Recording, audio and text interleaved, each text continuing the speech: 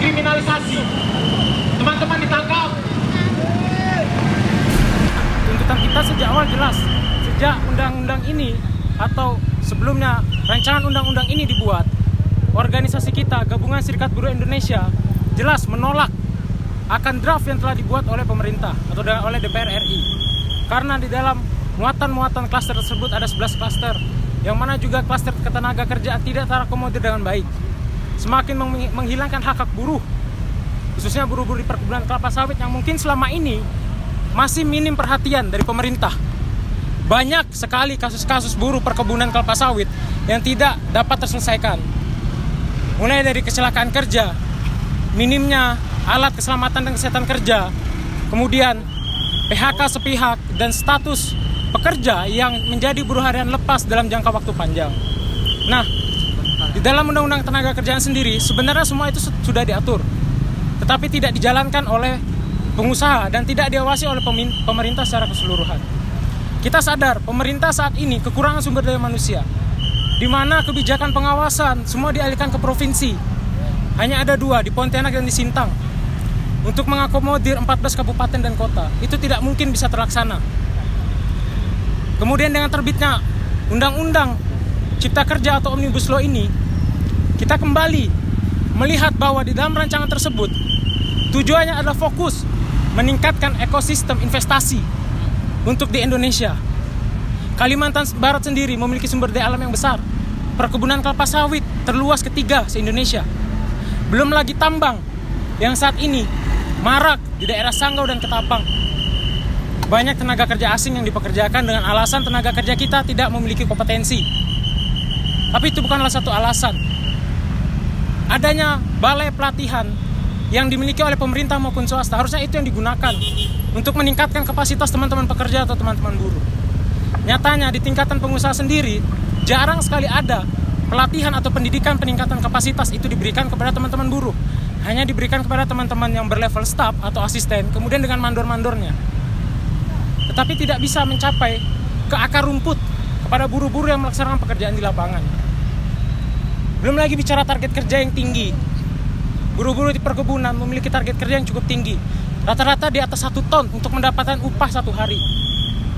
Yang dihitung berdasarkan upah minimum kabupaten atau upah minimum sektoral kabupaten dan kota. Di situ juga tidak transparansi soal penghitungan berat janjang untuk buruh pemanen.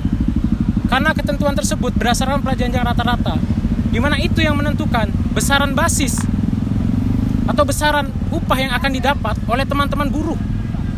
Yang sampai saat ini itu menjadi permasalahan, tidak bisa terselesaikan.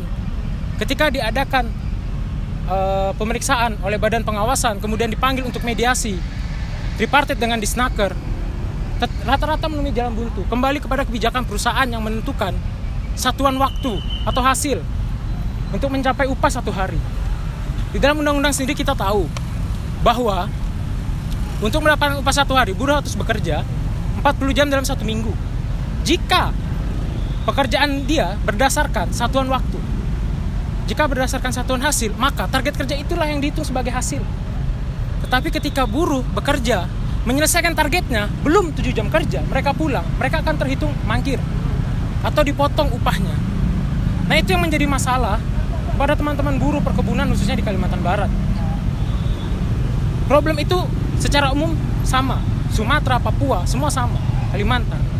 Nah, di dalam Omnibus Law sendiri, upah buruh ditentukan oleh satuan waktu dan satuan hasil.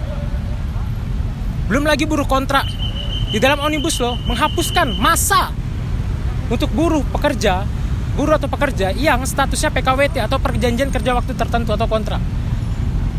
Di dalam Undang-Undang 13 Tenaga Kerjaan diatur maksimal 3 tahun 2 kali penandatanganan kontrak, diatur di dalam peraturan pemerintah. Di dalam keputusan pemerintah Kemen 100 tentang perjanjian kerja waktu tertentu. Di dalam Omnibus Law itu dihapuskan. Tidak ada batasan waktu bagi pekerja untuk dilakukan hubungan kerjanya secara kontrak.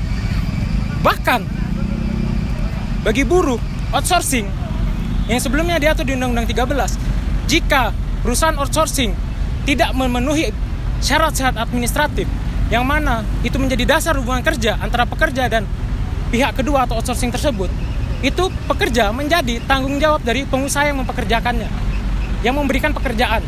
Hubungan kerjanya langsung antara pekerja dan pemberi kerja, tidak melalui jasa outsourcing. Tetapi di dalam Omnibus Law, aturan itu dihapuskan.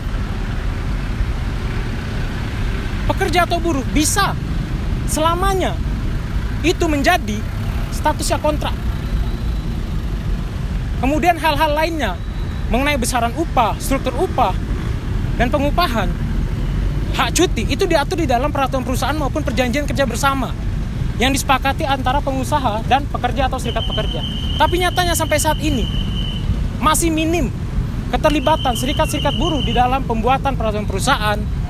Bahkan serikat buruh independen tidak dilibatkan dalam pembuatan perjanjian kerja bersama.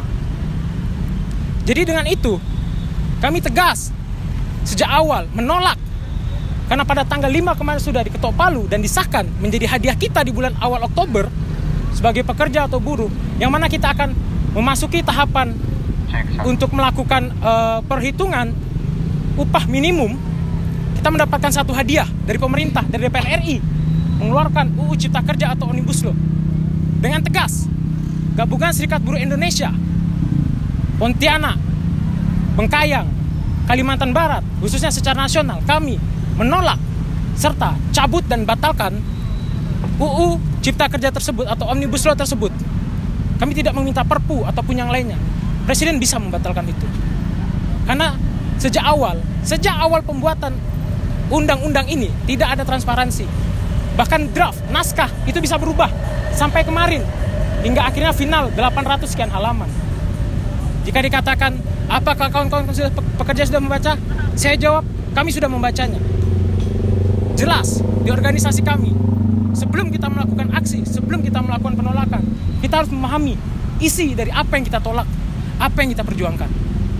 Jadi sekali lagi saya tegaskan, GSBI, Gabungan Serikat Buruh Indonesia Kalimantan Barat, dengan tegas menolak serta cabut dan batalkan Undang-Undang Cipta Kerja atau Omnibus Law.